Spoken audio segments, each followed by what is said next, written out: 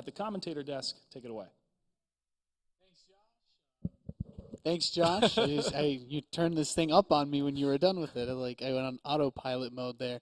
But we do have a winners match. Two players that have played each other many a time. They both played in the Battlegrounds North America. They both competed in the MLG gaming tournament at Anaheim.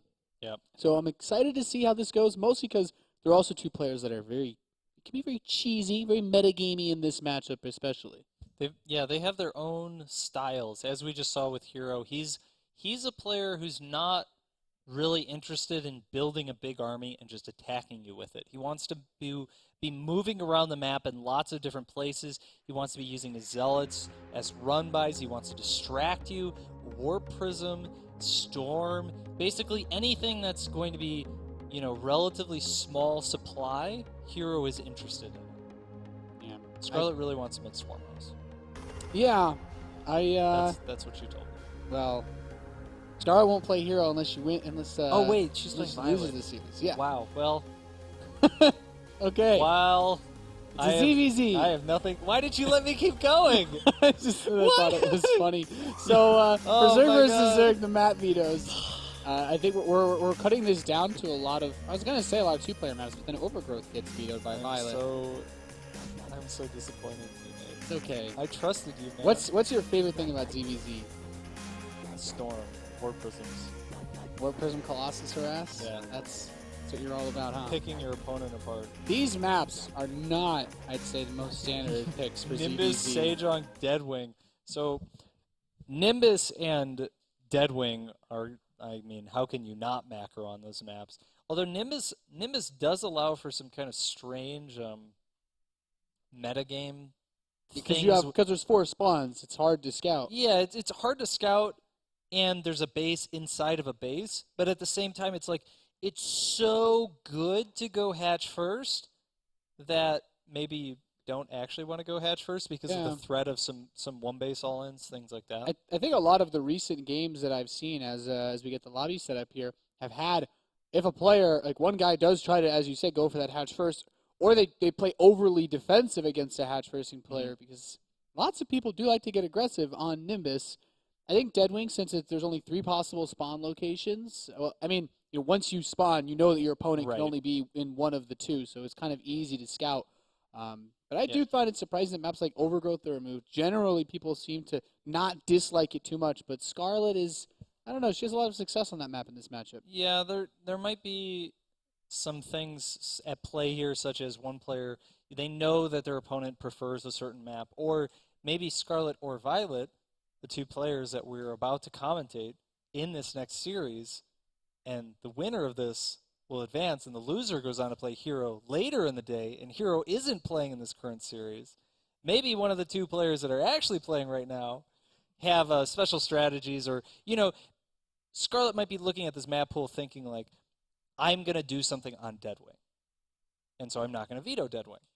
And I really don't want to use this specific strategy on Overgrowth, so I'm going to take it out. As in a mirror matchup, it's all about the player's personal preferences, what they have prepared, versus the general meta of a matchup such as Terran versus Protoss or Zerg versus Protoss. Yeah, Zerg versus Zerg is, generally speaking, a matchup where you can't cut too many corners, or you kind of just die to a lot of stuff. And I mostly say that in the way if you want to have defenses against things like speedlings or any type of early roach play, which viOlet has shown in the past. I'm a difficulty recalling which specific tournament, or even if it was even in his round of 32, where he's busted out the ye old +1 roach attack off of 18 drone push. One of my more fun builds, I think, to watch. Yep. But, then again, there's Scarlett, who will go 10-pool Baneling or 10-pool speed on a map like Nimbus, just because if your first Overlord doesn't go to her base, you're simply not ever going to scout it in time. Right. And you basically are put in a very awkward position when you don't have that proper scouting information, where you have to decide, well, do I play safe because I'm expecting my opponent is doing some timing, but I don't know, or if by playing safe, am I actually putting myself in a very disadvantageous position because my opponent's actually playing greedy? won't know if you don't scout first on Nimbus. Nobody ever drone scouts. In this matchup, yeah, no. ever. No, it's not a thing. You lose too much money and too much time. And the other thing is, in order to actually change your decision-making process, you have to drone scout so early that it ends up weakening you quite a bit. And Yeah, so we just don't see it. Yeah, it's too much, really, because then by the time that you scout them, if you don't immediately get to their base, if they're not cheesing you, then that drone is, it's just you're just behind, no matter what. We'll have to see. We're loading in now to Nimbus. This is the winners match here at WCS America round of 16 Group A. We have one more group. We already played C and D. Group B will be played out tomorrow. But the winner of this series will advance on to the top 8. I think a lot of people here are pulling for, I'd say both of these players, but especially the Canadians out there digging it for Scarlett. Yep, both these players have quite a significant fan base. They've been very successful recently, and here we go. Yep, let's do it. In the top left position of Nimbus, we have the blue Zerg player representing Acer. She is Scarlett.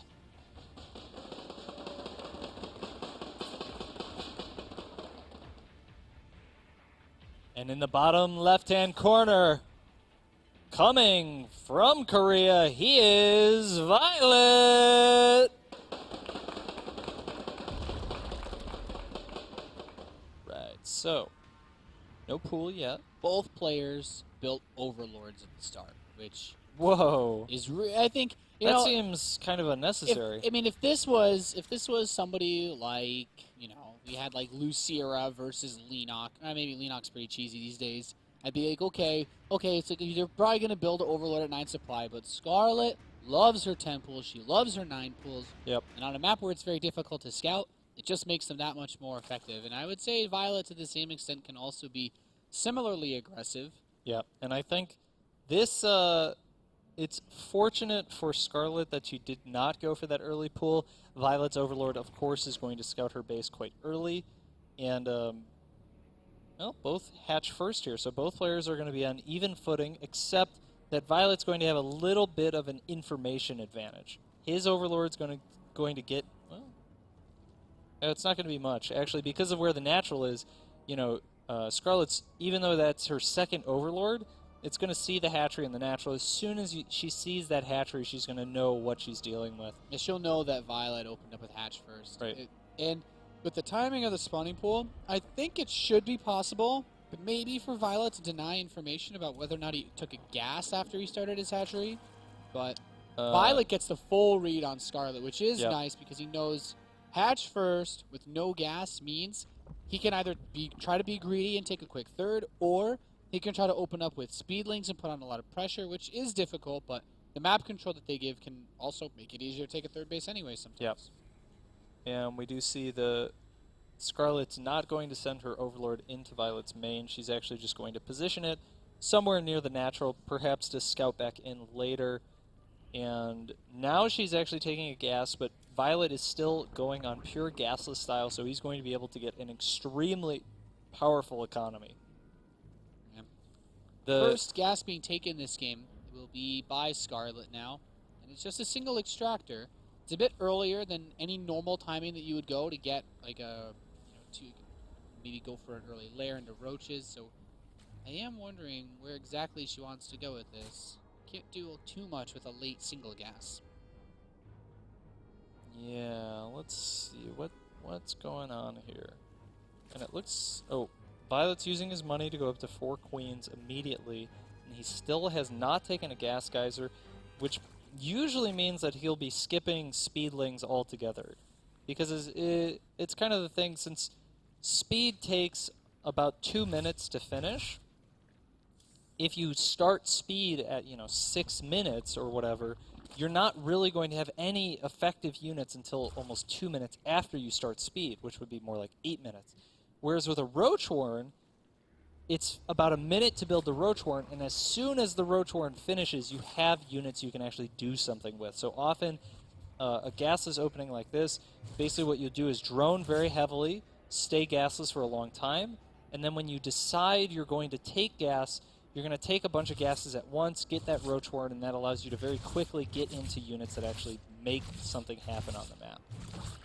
We're in the stage of the game where the queens are just pushing out and trying to pick off the overlords. Violet is going to go for that late gas, and like you said, QXC, it'll be done. That speed, excuse me, that late speed. Oh, and it will yeah, be done you're right. around 8 minutes. But Scarlett's build order with this really fast evolution chamber, if she does not die to the speedling assault that's coming from Violet, I think she almost has a build order win because +1 roaches absolutely annihilate Zerglings. And even if Violet makes a late switch into roaches, there's no possible way he could have his upgrades lined up close enough to Scarlett that his roaches would win in a head-on engagement because Scarlett's also going to have a really fast roach speed. Oh, this is a really weird timing from Violet. He's made a lot of lings here, but ling speed's not done for a full another minute. How far out are those queens, though? I think there's still a couple going overlord hunting on the right side of that 4th base for Scarlett. Oh. Yeah, this is really important because she needs to have this wall covered. Now she's starting to see this, so that queen is as good as dead. But wow, can she block her ramp? If Violet had just run into Scarlett's base, he would have done a ton of damage. Scarlett has nothing right now. Yeah, now the roaches are coming out, and if you block this wall with roaches, yeah, good luck trying to break that. Yep. So Violet's opportunity there to do damage, I think, is lost, but I don't think he was expecting to really do damage. Yeah, I mean, with the way that this map is set up, that's just a tiny ramp. It's so difficult to break that. Now the Zerglings show up, and you're like, oh, man, there's already roaches here. Yep. And yeah, these maybe kill a couple of them, which is, it's nice because the roaches don't have that +1 attack yet, so it still takes them 3 full volleys to kill a Zergling.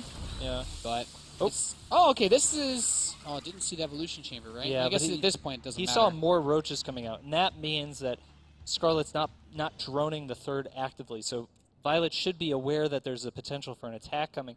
Scarlett's moving across the map now. +1 missile is about 8 seconds out, and Violet's going to try and keep those units off his back by threatening the backstab here. Scarlett's going to have to keep some roaches at home or end up losing that 3rd base. Yeah, these roaches are incredibly effective against these Zerglings, even in small numbers, because it only takes them two hits now to kill the Zerglings, but still trying to be effective with them. Violet gets a queen, and these are the kinds of things that'll really slow Scarlett down because you kill these queens and suddenly that larva injection doesn't happen. You don't have as much production. And that makes it much easier for Violet to catch up in the roach count. Yeah, and it looks like the main intention of those lings was actually just to pick off Scarlett's queens. Scarlett, of course, losing that queen earlier set her a bit behind in that overall queen count, and now she's almost got her 3rd queen back up. And the roaches, the other thing is Scarlett basically missed the timing. There's no opportunity now for her to be aggressive, basically until she maxes out. Just because the lings forced so many roaches to come home for so long, and now Violet has made a significant amount of roaches himself.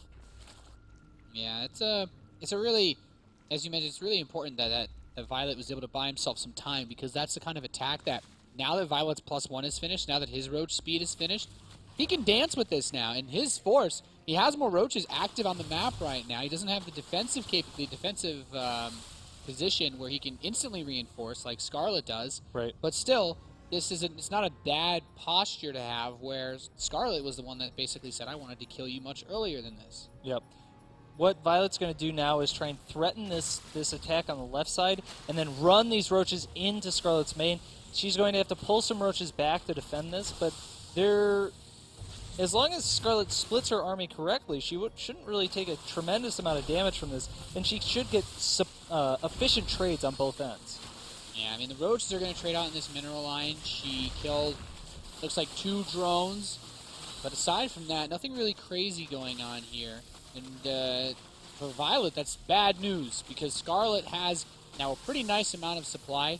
She killed 62 units total. Of course, a lot of those were those very inexpensive Zerglings, but her +2 attack is about to finish. Yeah, without any carapace upgrades, like these roaches will wreck Violet's. Those exchanges were not good for Violet because he was committing on Scarlett's side of the map, and Scarlett had more roaches than he did because of Defender's advantage. Scarlett was able to peel away more roaches than Violet had in each direction and make every trade go in her favor, and that's a big part of the reason that she's now up almost 40 supply. Yeah, this really couldn't get too much better for Scarlett at this point. when you're maxed on roaches like this and you have the upgrade advantage, like once this Carapace comes in, that's another huge swing for her. Yep. And it's just a simple matter of, I mean, you could spitball about what viOlet can do in this position, but really he just needs to be maxed on roaches right now. Yeah, he's going to have to just defend. And I don't think Scarlett is aware of the tremendous supply advantage she has right now. She could easily swing she's around. Playing way too. I mean, I guess given the circumstances, she probably could just wreck right into him. Oh, why is Violet taking this fight? Yeah, well, There's just no way. That's way too many roaches for you, Violet. There's no real micro in these roach versus roaches fight. Once you set up the position, you can dance a little bit back and forth, but when you get surrounded like that, like you just can't win. There was no way Violet was going to win that fight. Yeah, and now Scarlett's army, I mean, this is just a giant ball of crashing. The spine crawlers are here. It's like, okay, that's nice. Not even getting the transfuse on some of these spines. They're going to die pretty damn quickly. And Violet's army's just going to get rolled over. Scarlett got the better end, I think. The way that the opening played out, Violet threw away a little bit too much and didn't get quite enough done. Yep. And that's it. It's over. GG. GG. Scarlett takes the first map. Not a bad start. ZvZ on maps like that, things can get crazy, but since we had both players open up with pretty economic position, it just turns out that the way that Violet set himself up with that speed, his +1 attack was much later than Scarlett's. Yep. His roach speed was much later. Pretty much his everything was later because of the Zergling speed that he went for just a little bit. I guess later than you would normally get Zergling speed. So Scarlett was able to take her tech advantage and turn that into a Game 1 victory, which it's not bad. I think on the map like that, with how tight that choke is, we saw how easily she blocked it off with the 5 or 6 roaches. If you can do that, then, the player that opens roach should always be ahead. And then you see Violet here tries to split off a lot of Scarlett's forces, but she doesn't lose her cool over something like this. She leaves just enough behind that Violet can't attack her third base. And, well, once you kill all these roaches in your main, it's like, yeah, okay, Violet, you realize this was all you had, right? Right. He committed. He basically tried to start a fight that put all of the control into his opponent's hands. Scarlett was able to split off exactly what she needed, and this is another point in the game. Violet just didn't have a good read on his position in this game, because at 150 supply, there's just no reason to be out on the map like that. Yeah, with how long it took Scarlett to attack him, it seemed like both players were really respecting each other's positions, but maybe Violet was thinking that he had an opportunity somewhere where none existed. So definitely a nice way to start the series off for Scarlett. If she wins the next map, which is going to be Deadwing, I think a map we don't see a lot of ZvZ on. I haven't really seen much ZvZ at all on this map. She will move on to the top 8, which is pretty good considering she hasn't had a really crazy run in WCS so far this year. Yep. And, of course, the loser of this match will go on to play Hero for the decider match in the tournament. And, what do you think we'll see? I don't know, man. Deadwing, I really don't know. Everybody plays this map in like a kind of weird way because of the way the 3 bases are set up, but also the lack of a ramp at your natural, I think, has a really big impact on how some builds work, because it's very easy, I think, to put pressure on if you do a roach opening, but then the map's so big, like getting across it is tricky. Yeah. It's hard to say. Which of these two players do you like more going up against Hero in the final match? Based on the way Hero played against Violet earlier, something about Heroes versus Zerg right now seems wrong. And that's kind of based off the match he played against Violet earlier, as well as some of his more recent matches at various Intel Extreme Masters. I'm gonna say it was probably Shenzhen, where he played Solar and got crushed. Yeah. Pretty mangling fashion. It just seems like Hero doesn't really have a read, like a good handle on what to do against Zerg right now, and both the Zergs in this group seem to be playing quite well. Yeah, I think it'd be really interesting to see how a rematch goes, but Violet just needs a couple minutes, guys, so we're going to go to a quick break. We'll be right back with game number 2 of our upper bracket match here, WCS America, round of 16.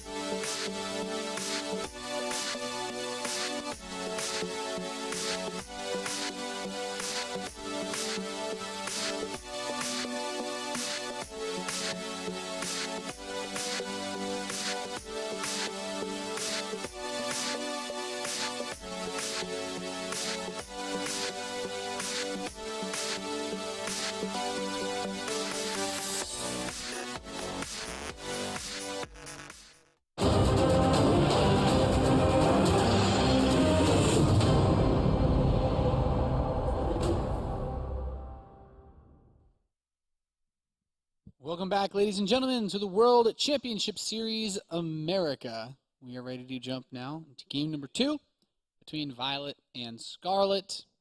We had a pretty straight up, I'd say, game number 1. Scarlett just had a better build at the beginning of the game and used her advantage and just ran with it to take the first map. It felt more like viOlet making mistakes and giving up his position than...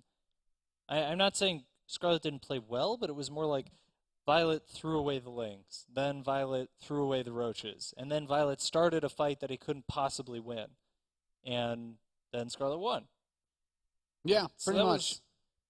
was kind of interesting in the donations. viOlet was very charitable last game. Yeah, charitable. I like the way you put that, QXC. Next map is Deadwing, which... I mean, in my personal opinion, this is a very weird map in a lot of matchups because there's no ramp at the natural, and you have a very large space. But ZvZ in particular is simply not a matchup that I've seen a lot of on this map. So I'm really wondering what we're gonna get out of these two players as we are loaded in. And our first player in the bottom left position, the Red Zerg, living in Atlanta. He is viOlet.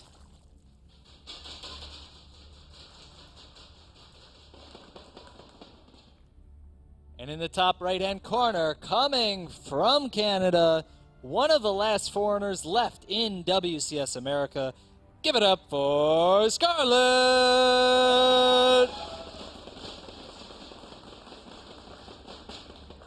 Yep, Scarlett just one win away from moving on to the top 8. Last season, she was eliminated from WCS altogether in Challenger League by her good friend Hendrilisk in a ZvZ. In a 3-0. Yeah. But that was quite a while ago. She's obviously improved significantly then, focusing on her consistency and form. Looking very good today. It's so tricky, right? Because you look at that result and you say, well, man, you lost 3-0 in ZvZ, but that's Hendrilisk is someone we know, or the elite Zerg NA squad. They all know each other very well, and it's very difficult to play against people. I think that if you practice them a lot and then you end up having to play them in tournaments, like have you ever do that with like a teammate where you weren't sure if you wanted to use a certain strategy because you practiced it with them so much prior? Yes, it is a problem. That's why I stopped practicing with people. That's one solution to the problem.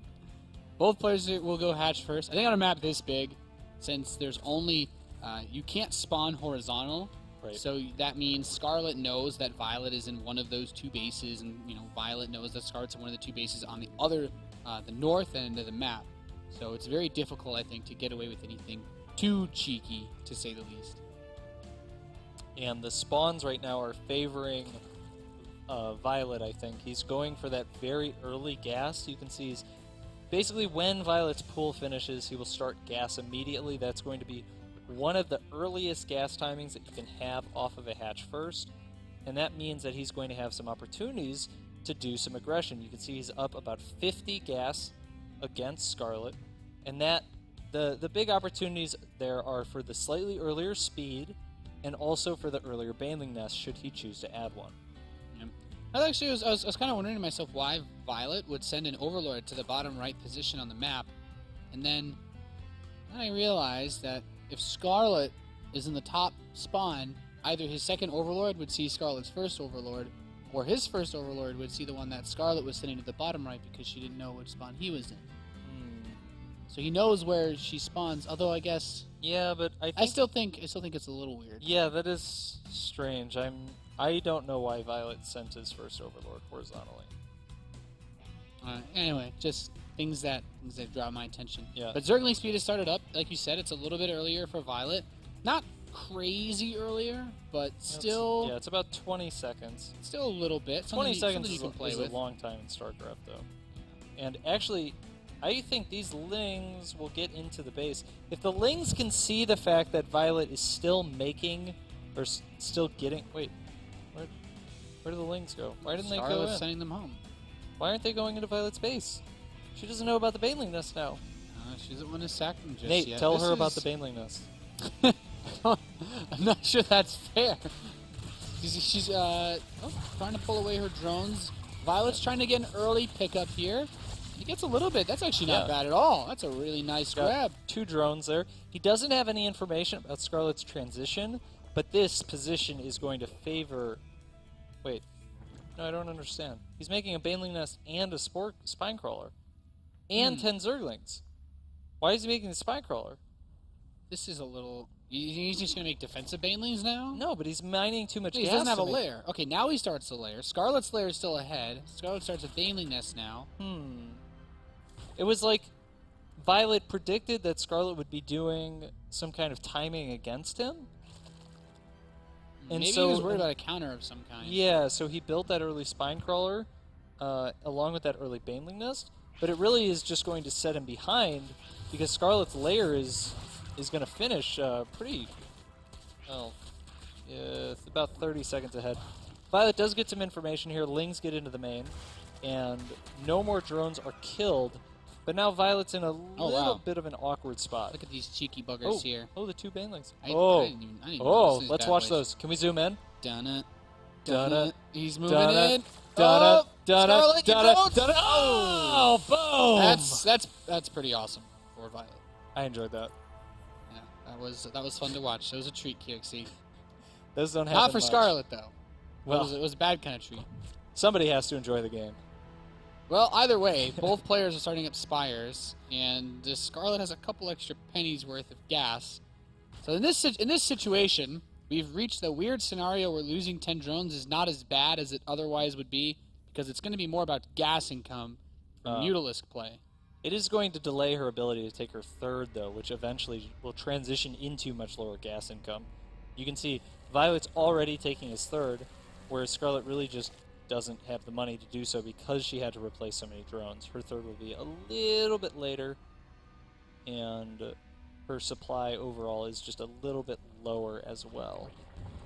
She's even dropping creep to move that Spine Crawler over, which is pretty smart. Yep. Wants to be able to hold on to this base, and I mean, Violet, his Banelings are moving over, and something else just... okay, he's moving an Overseer through Scarlet's base, I think. Baneling blows up.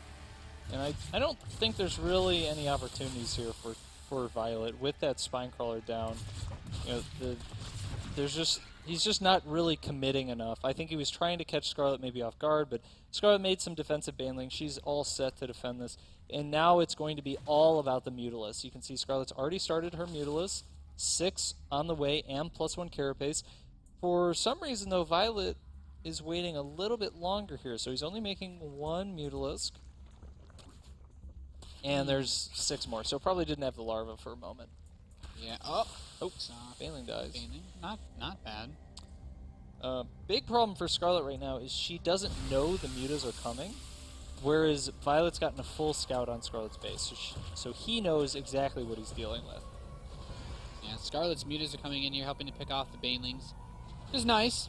It's going to make it very difficult for Violet to get any big counterplay done with Scarlet's Lings at home. But you said it, man. These Spore Crawlers are really important for defending little attacks like this. Right. And Lings are deflected in Scarlet's third. A little bit of drone loss, but not too big of a deal. Both players now going full mining at their third in terms of gas, but still a bit a ways from actually fully mineral saturating that base.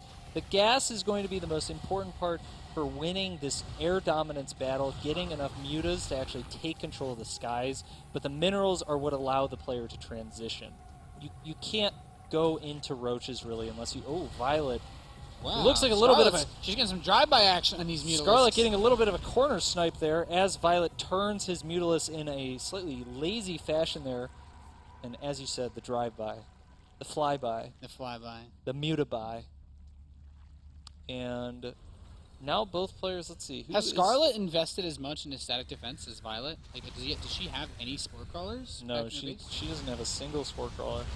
And actually, a little bit, another misstep for Violet here. It's going to be so hard He's for him to... bleeding out mutas. Yeah, he's already lost probably 4 mutas or so, and that puts Scarlet... The numbers are actually the same right now, and that has a little bit to do with the fact that Violet's harvested more gas from his third than Scarlet, but not by much. And actually, this could be the deciding battle of the fight here.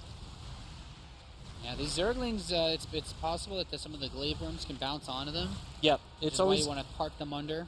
It's always critical in those Mutalisk versus Mutalisk fights. Whoever can put their Zerglings underneath the fight to soak up some of the glaives will have an advantage there, and that's what viOlet was trying to do. And these Zerglings trying to come in and snipe the 4th base of Scarlett. viOlet hasn't even started a 4th hatchery of his own. Yep. He's actually just making a big swallow of lings, and the mutas come in, kill a drone. Yeah, once the muta count gets this high, you can see Scarlett's actually adding Spore Crawlers. It's just too hard to keep track of where the Mutalisks are, and they can do so much damage so quickly. Once that count gets, 16, 20 mutas, just a couple of volleys, you've already lost 5, 10 drones, and then they can get out relatively quickly. Yeah, let's see. So the +1 attack is about dead even as far as the upgrade goes for both of these players.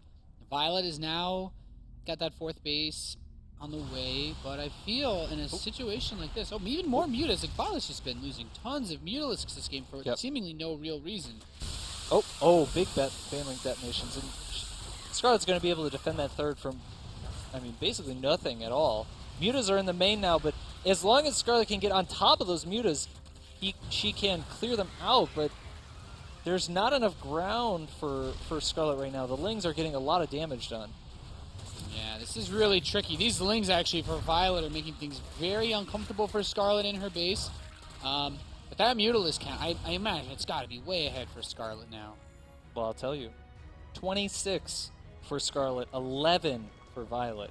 That means Scarlett has complete air dominance, but viOlet is not giving up the Ghost yet. He's just built 11 Mutalisks, and now he's up to 20 Mutalisks, but Scarlett has so many more.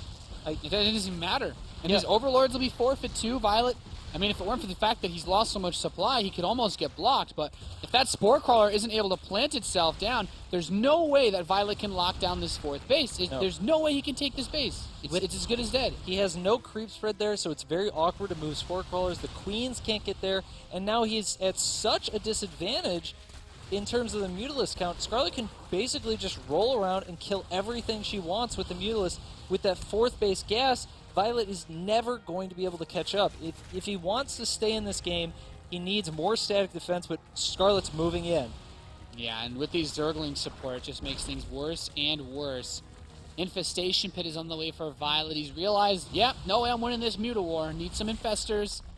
But I think at this point, Scarlett has just secured an overwhelming advantage in this series. Like, I see very few ways that viOlet can pull this one out. The Zerglings are going to go at it, but the Mutalisks for viOlet just can't do it. Yep, there's just not enough. Scarlett's focusing all of her firepower. Spore Crawler goes down. Mutalisks are trying to come in. That's it. That's like all the anti-air at this base. Yep. viOlet's his primary source of income. This fresh 3rd is shut down. Scarlett's got 4 mining bases, 36 Mutalisks to 5. She's up 100 supply at this point. 3rd hatchery for viOlet is going to go down. He is going to need a miracle to come back in this game. Yeah, Pathogen Glands is on the way for viOlet, but I just don't think the Infestation will be out in time. Scarlett advances 1st place in her group. Making her way to the top 8 of WCS America for Season 3. And keeping that Miracle Run hope alive for the potential shot at BlizzCon. Yep. And some very dominating play. Let's see, where did it all go wrong for viOlet in that game? Really, there were just a lot of mutas early on that just flew right into Scarlett's flock. That seemed like the biggest thing is viOlet, for whatever reason, just kept. There were kind of 2 parts to it. One was he kept trying to make a fight happen when he had the lower amount of Mutalisks, and then the rally points for his Mutalisks kept going through Scarlett's flock.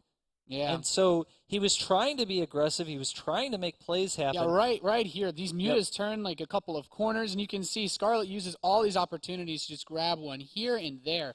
And viOlet had what seemed to be a pretty solid position because of the Baneling hits that he got on those drones. But this, just a couple of Mutalisks here and there. It's not a matchup where you can win a fight when you have less Mutalisks than your opponent. Yeah, there's not really any micro that you're doing here. There's no arcing, there's no concaves. It's just, how many Mutalisks do you have? How many Mutalisks do I have?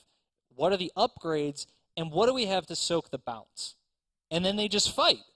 And that's it. Yeah, that's pretty much what those fights come down to. And because over the course of several minutes, Violet was losing Mutalisk after Mutalisk after Mutalisk, as we saw in those sick highlights, eventually at the end there, Scarlett just takes her Mutaflock. Just kills him. Yeah, just goes there and he's like, all right, try and take your fourth. Let's fight. You've lost 10 Mutalisks for no reason at all. Let's have a fight at your fourth. As soon as the fourth is down and there's that disparity, there's no coming back. Yeah. Tough loss for Violet. He's going to drop down now to face off in a rematch against Liquid Hero. But for now, let's hear from our advancing player who's now made it to the top 8 for Season 3 of WCS America Premier League, Acer's Scarlett. Thank you, gentlemen. Cam Dozer here, standing with Scarlett. Scarlett, you're back in the round of 8 for the first time since 2013. How does it feel to be back? It feels great. Earlier this year, I just had a lot of trouble in WCS, so it's nice to finally be back here. Do you feel like you're back at the top of your game? Not too much. I think I got a little lucky with the openers in those games, especially the Mutas. When Violet went Mutas, I thought I'd win because I almost never lose Muta versus Muta. So, yeah. And game 1, I don't know what happened. Now, I want to know, and a lot of people at home on Twitter have been asking me to ask you this, why is your ZvZ so good? I think I've been a lot better at choosing, mind gaming with the build orders recently, so I get better openings. And that's a lot of what ZvZ is, unfortunately. It's hard to get advantages in game. Like when you're playing Roach vs. Roach or Muta vs. Muta, there's very little you can do most of the time to get an advantage, so mostly just good at choosing build orders recently. All right, great. Now, we do know that you're going to be facing Hart for your match in the round of 8. How do you feel about that matchup? Not that great. I actually lost to him Season 1 and Season 3 of WCS this year. And I've lost to him before that as well. And I've only ever beat him in Team League, so it'll take a lot of preparation, but hopefully I can do it. So is there anything specific you do to prepare for that? Find out what kind of style he is, see if he has any weakness. Like, if you saw Game 1 of Violet against Hero today, Violet just did a build that completely countered what Hero did, and so you try and find builds like that they're weak against. All right, great. Well, congratulations again. I wish you the best of luck further on in the tournament. Let's, for now, though, go ahead and check in with Clutch, who's hanging out over at the social pit. Thank you, Cam Dozer. Congratulations, Scarlett. That's 2 Canadians now in WCS America round of 8. Canada is going crazy on Twitter. Make sure to send your tweets, hashtag WCS. They've been a lot of fun today so far. Also, check out the Blizzard store, gear.blizzard.com. Use that code for 10% off. Also, we're going to be checking in with our friend Kevin from Cooler Master. We're going to highlight one more keyboard, but if you want more information about the products, make sure to visit esl.gg/Newegg Esports or scroll down on the Twitch page. You'll see a link to each of the different vendors that Newegg is sponsoring here. And a huge thank you to Newegg sponsoring WCS America. We're going to take a quick break. When we come back, the final match of the night. Stay tuned.